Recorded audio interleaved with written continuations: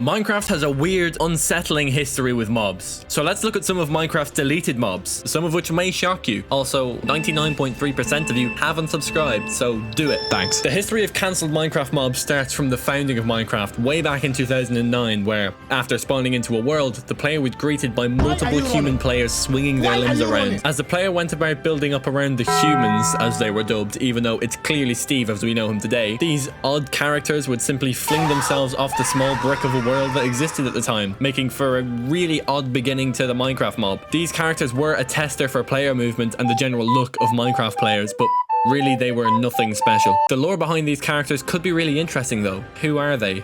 Where did they come from? And why do they keep game ending themselves? We may never know. Next is the Pigman. No, not a zombie pigman, an actual man who is a pig. This character was a precursor to the zombie pigman, but was a normal pig texture standing on two legs. This was suggested by McLean, and I don't know whether to thank him or curse them, because yeah, piglins are cool and all, but this is cursed.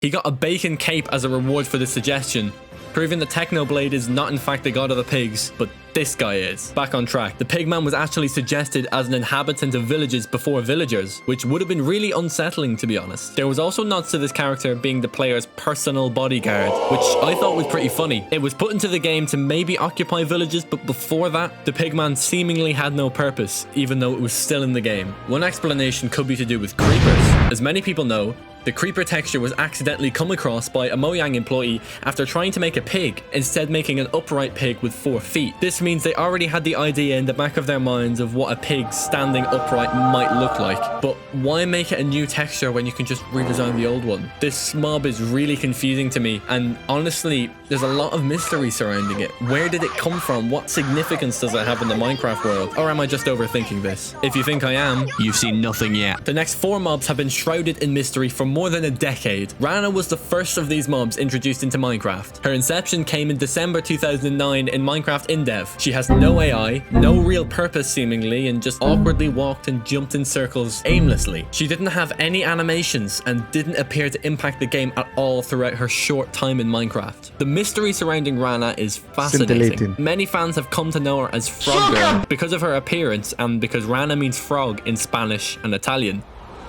Espanol. But that only deepens the mystery. Why is she named after a frog? Where did she come from, and what reason was there for using her specifically in Minecraft? Just as people were beginning to raise their eyebrows and question Mojang, they removed Rana, claiming that she was just a test, which I suppose seems to be a plausible conclusion until you see the upcoming mobs, some of which share very similar features to Rana. One of these mobs is Black Steve, introduced in January 2010 to Minecraft InDev. This mob was just like Rana. It had no animation, it didn't do anything in game and just ran around in circles and jumped with seemingly no objective. This was weird enough, but additionally, Black Steve was joined in-game by Steve himself. No, not that Steve from earlier versions of Minecraft, but this weird, more detailed Steve that is based on the characters that have been released in InDev like Rana and Black Steve. Although this isn't the Steve that we know and love today, this is Steve in a different art style completely, and the pair of mobs, Steve and Black Steve, seem to occupy the same purpose as Rana, just aimlessly wandering in circles until they were also abruptly removed from the game a mere 2 days after their inception. Why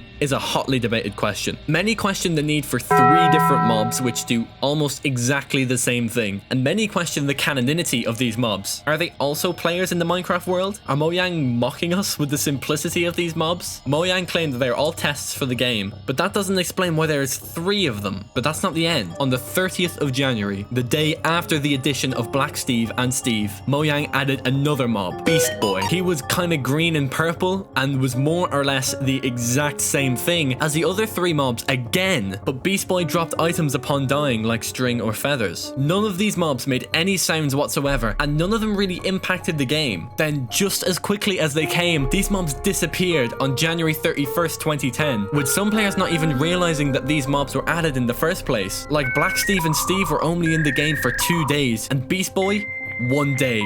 Hardly even 24 hours in Minecraft, and he's already been removed. Looking at the background of these mobs, it's no surprise that they were the cause of conspiracy and mystery for so long. They don't look like normal Minecraft mobs. They were only in the game for a few days, or a day for Beast Boy, and there was 4 of them, as if one wasn't enough. Mojang declared that all 4 mobs were testers for the game, and were never supposed to be included in the final release of Minecraft, but why test a mob, or a group of mobs in this case, when they were never going to be put into the game, or be used even as a reference point for other mobs? The only resemblance I can find is that of Steve, and well, Steve, but that makes sense. So why not do it more? The person who created these mobs is called Doc, one of Minecraft's early testers, and the artist of many Minecraft textures, including these mobs. He was only on the Mojang team for a short amount of time, a couple of months, leaving because of work-related issues. Maybe something to do with these mob textures being so different from the usual Minecraft style. I'm really stretching with that one, but it's not unreasonable to assume that these mobs were an attempt by Doc to veer the art style of Minecraft slightly in a different direction. Glad that didn't work. In retrospect, these mobs are weird, and there's no concrete answer to why they were all there for such a short time, but one thing's for sure, there's more going on here that meets the eye, and Mojang might need to explain themselves here. The point that really bugs me is that there was 4 different mobs, because all 4 of the mobs do the exact same thing, so why do we need 4 mobs? We may never know. It's fun to hypothesize about all these mobs, but let's keep it moving. Those are the 6 cancelled Minecraft mobs, but there are some other mobs which aren't in Minecraft anymore. These mobs haven't necessarily been cancelled from Minecraft, but they were Easter eggs, which could be found in specific versions of the game. For example, for April Fools in 2013, Mojang released Minecraft 2.0, a prank played on the entire gaming industry, pretending to release a sequel to Minecraft. Yes, I'm not joking. This featured TNT slabs, known as Ethos slabs, referencing the YouTuber Ethoslab, torches which burnt out after a certain period of time, which must have been so annoying, and 2 of Minecraft's most hilarious features ever, the pink wither and the diamond chicken. Yes, that's right. You didn't hear that wrong. A diamond chicken. The diamond chicken laid diamonds or lapis and had a 5% chance of just exploding on the spot instead of laying something. It is now very cancelled. Sorry, boss man.